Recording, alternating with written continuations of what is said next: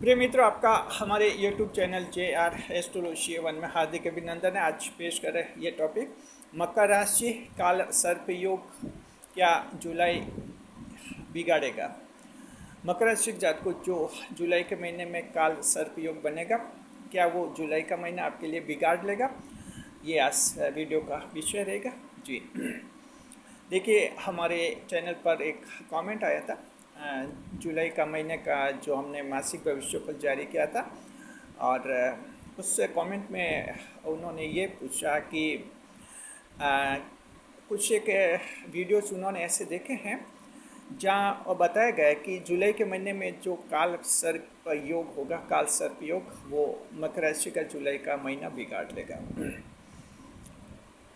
तो हम आपको बताएंगे इस वीडियो में कि क्या हकीकत में ये काल सर्प योग है भी या नहीं है। पहले तो इस बात को स्पष्ट करेंगे और उसके बाद बताएंगे कि क्या ये जुलाई का महीना बिगाड़ेगा या नहीं बिगाड़ेगा। नए मेहमानों का स्वागत करते हैं और उसके बाद हम चर्चा करेंगे।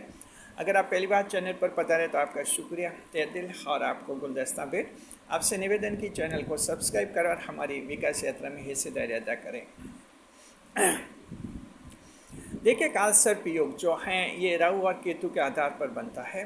जी, राहु और केतु के बीच में जब अन्य राशि आ जाती है तब काल सर्प योग का निर्माण हो जाता है।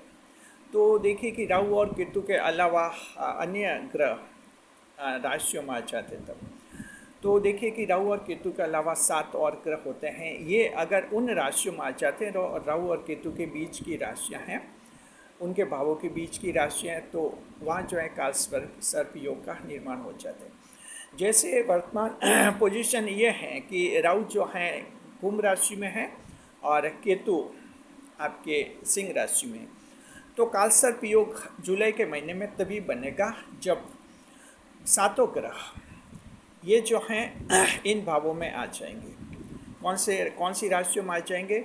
ये मीन में आ जाएंगे, मेष में आ जाएंगे, वृश्चिक में, मिथुन या कर्क, इन 5 राशियों में अगर आ जाएंगे बीच में, तो ये जो है काल सर्प योग का निर्माण हो जाएगा।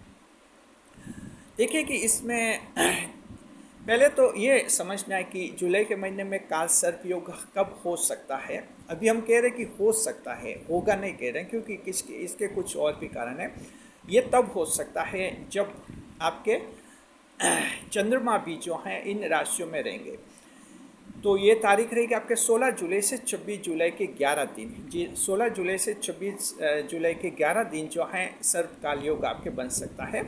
और ये तब हो सकता है जब चंद्रमा मीन, मेष, वृश्चिक, मिथुन और कर्क में रहेंगे। तो 16 को मीन में प्रवेश कर लेंगे चंद्रमा और 26 जुलाई को कर्क राशि से निकल जाएंगे।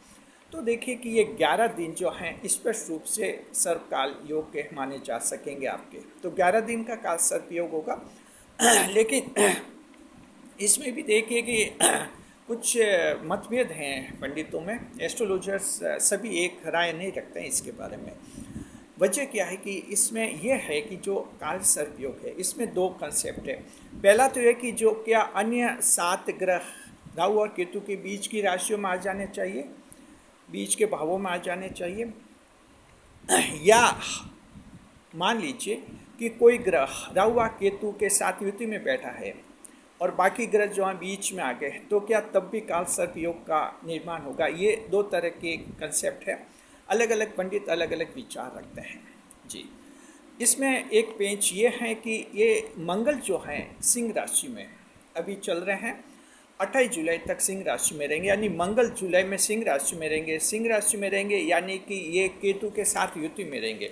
तो जाहिर है मंगल केतु से युति में रहेंगे, तो फिर सारे 7 ग्रह जो हैं राहु केतु के बीच में नहीं आ पाएंगे, सिर्फ 6 ग्रह ही बीच में रहेंगे। जी, ये 6 ग्रह कौन है? जैसे बृहस्पति हैं मिथुन में हैं, आपके शुक्र ग्रह जो हैं वृश्चिक में हैं, बुध ग्रह आपके कर्क में हैं, शनिदेव जो हैं आपके मीन में हैं। जी, हाँ, तो ये जो मुख्य ग्रह हो गए आपके, ये इनके बीच में जो रहेंगे। जहाँ तक मंगल की बात है, तो मंगल जो हैं सिंह राशि में रहेंगे, यानी ये केतु के साथ युति में रहेंगे। तो इसमें भी देखिए अलग अलग विचार हैं। कुछ पंडित मान रहे हैं कि जुलाई में काल सर्पयोग बनेगा और कुछ एक मान रहे कि काल सर्पयोग नहीं बनेगा जी, क्योंकि मंगल जो है बीच में नहीं आ रहा है। ये मंगल तो केतु से युति में आ गया है जी। सिर्फ 6 ग्रह ही बीच में आ पाएंगे, जबकि 7 ग्रह बीच में होने चाहिए।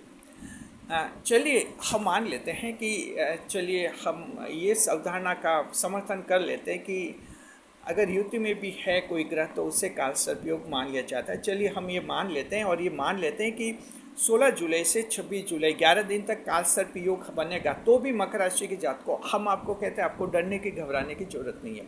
पहली बात तो है कि काल सर्पयोग होता है तब क्या होता है, तो देखिए दिमाग में कुछ टेंशन ज़्यादा बढ़ता है, अनजाना भय होता है, बनते काम बिगड़ जाते हैं, आर्थिक नुकसान हो जाता है, परिवार में कुछ टेंशन आपके क्रिएट हो जाता है और मन जो है आपका बार बार विचलित हो जाता है। ये कुछ ऐसे प्रभाव होते हैं काल सर्प योग जी।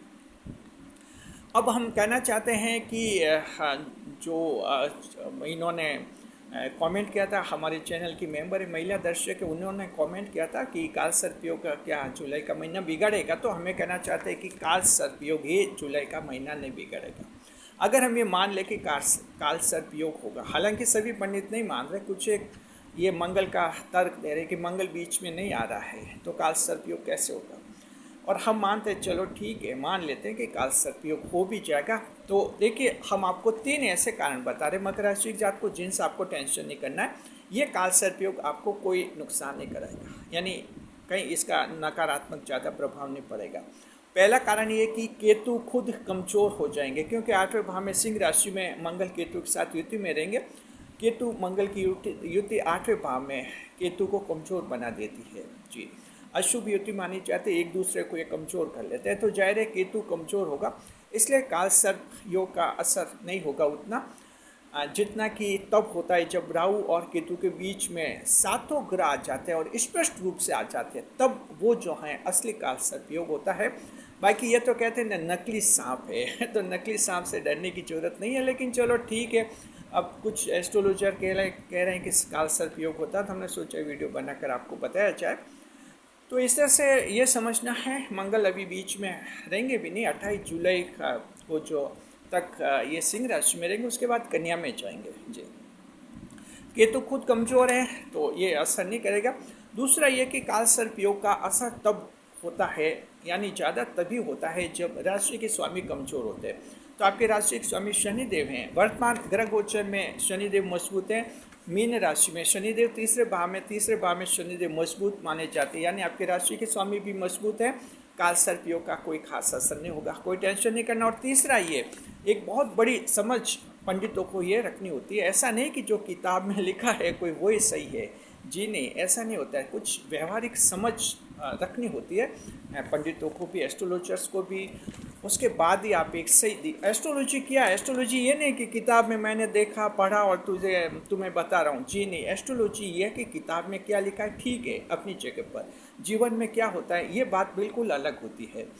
तो यूँ समझना होता है। समझना ये है कि ये सब कुछ कब हो रहा है, ये तब हो रहा है जब पोस्ट 7.5 एरा चल रहा है मकर राशि पर। पोस्ट 7.5 के एरा का मतलब 7.5 अभी ख़त्म हुई आप पर। 7.5 के बाद का जो ग्रह गोचर होता है शनि का, या ढाया के बाद का ग्रह गोचर, जो तुरंत बाद का जो ग्रह गोचर होता है उससे पोस्ट 7.5 और पोस्ट ढाया एरा कहते हैं। तो शनिदेव पोस्ट 7.5 एरा में है, यानी आप लोगों पर 7.5 खत्म कर दिया, मकर राशि का जीवन संभाल रहे हैं।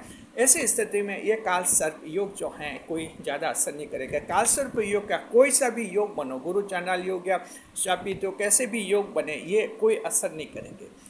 पोस्ट 7.5 एरा जब तक चलेगा तब तक इनका कोई असर नहीं। और ये 2 जून 2027 तक पोस्ट 7.5 का एरा ही चलेगा आपके। 7.5 खत्म हुई उसके बाद का समय है ये, तो कोई आपको टेंशन नहीं करना। ये 3 ऐसे कारण बताए मकर राशि के जात को जहाँ को टेंशन करने की जरूरत नहीं। जुलाई कुछ नहीं बिगड़ेगा, सब अच्छा है, पॉजिटिव रहिए। जुलाई का महीना आपके जीवन को नई दिशा देगा। देखिए पॉजिटिव रहेंगे तो जीवन खूब आगे बढ़ेगा, ध्यान रखिए।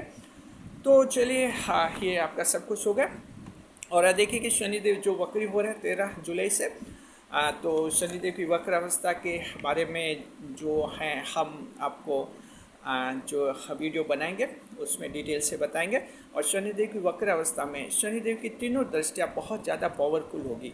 ऐसा क्यों होगा हम आपको समझाएंगे अच्छी तरह से, क्योंकि वक्र अवस्था का शनि दृष्टि पावरफुल दृष्टियाँ रखता है, यानी दृष्टियों में शुभता आ जाती है। हम डिटेल में आपको समझाएंगे। इसके अलावा शनि वक्री के बारे में हम लाइव स्ट्रीमिंग करेंगे, जहां खुलकर आपके सवालों के जवाब देंगे, क्योंकि शनि वक्री के बारे में यूट्यूब पर, फेसबुक, इंस्टाग्राम पर तरह तरह की बातें चल रही हैं। कुछ सही हैं, कुछ गलत हैं, इसलिए थोड़ा कन्फ्यूजन ज़्यादा हुआ है लोगों में। आपका सारा कन्फ्यूजन दूर करने के लिए हम लाइव स्ट्रीमिंग भी करेंगे शनि वक्री के बारे में। शुक्रिया, खुश रहे, खुशहाल रहे। वीडियो पर लाइक करें, कमेंट करें, शेयर करें।